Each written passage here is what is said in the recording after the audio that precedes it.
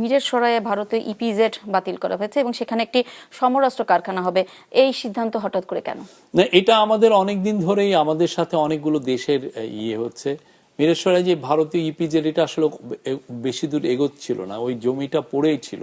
তো এখন জমিটা পড়ে আছে, কোনো এগোচ্ছে না, তো আমরা কি করব? তখন আমরা দেখছি যে আমাদের সাথে অন্যান্য অনেক দেশের যারা সমরাস্ত্র কোম্পানি, তারা চাচ্ছেন যে বাংলাদেশের থেকে তারা অনেক কিছু বানাতে। তাতে যেটা হয় যে তাদের এটা চিপ, তারা খুব সস্তা এখানে বানাতে পারেন, কারণ বাংলাদেশের তো হিউম্যান রিসোর্সেস খুব আপনি লো কস্টে পেতে পারেন, অনেক লো কস্টে। তারা ওইটাকে সামনে রেখে এসছে।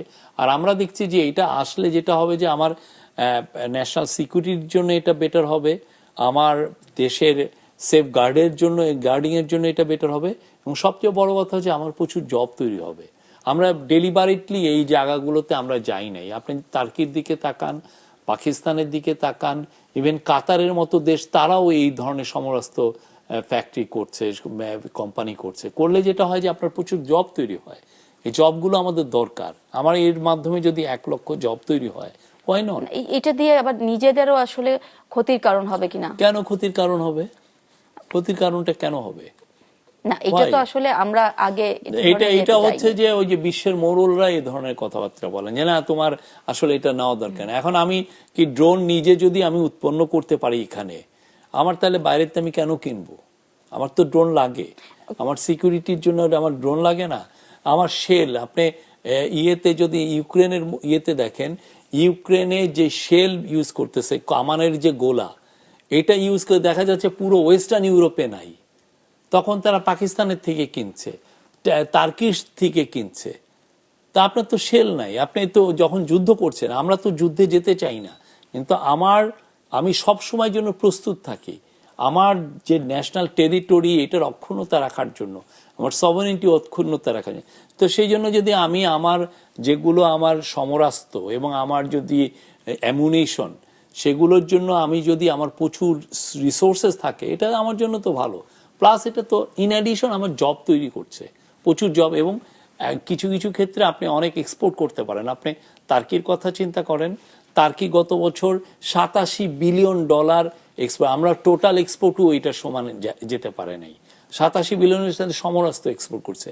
আমি তো দেখছি যে আমার এটা একটা ইউনিক অপরচুনিটি এটা করার জন্য, এবং এটার জন্য সবাই, আমি চায়নার সাথে যেতে পারি জয়েন্ট ভেঞ্চারে, টার্কির সাথে যেতে পারি, যে কোনো জায়গায়, বা প্রাইভেট কোম্পানি এসেও এখানে করতে পারেন। এটা কাদের সাথে আলোচনা চলছে? এটা অনেকগুলো দেশের সাথে চলছে, তারা দেখছেন যে বাংলাদেশে খুব স্কিল লেবার আছে, সস্তায় এদেরকে পাওয়া যায়, মানে লো কস্টে পাওয়া যায়।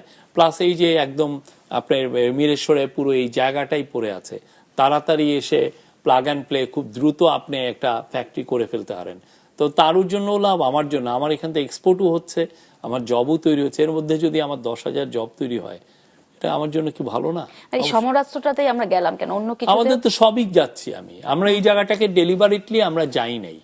হ্যাঁ, কিন্তু আমার আসলে সত্যিকার অর্থে এটাও তো লাগে, আমার তো জব তৈরি করতে হয়। আমি কেন এটা জব তৈরি করব না?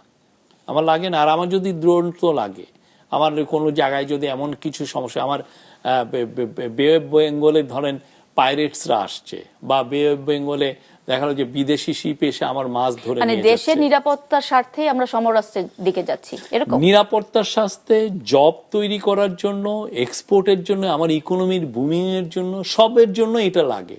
আমরা আসলে বোকার মতো কার কার কথা শুনে আমরা এতে যাই নাই। তারা আমাদেরকে একদম লাল্লু পাঞ্জু করে রেখে দিয়েছিল, বুঝছেন, যে না তুমি এর মধ্যে যাবা না, তোমার হাত পা বাঁধা। সরি ভাই, ওই দেশ আমরা না। আমরা উন্নত একটা দেশ হতে চাই, আমরা আমাদের যথেষ্ট শক্তিমত্তা নিয়ে বেঁচে থাকতে চাই।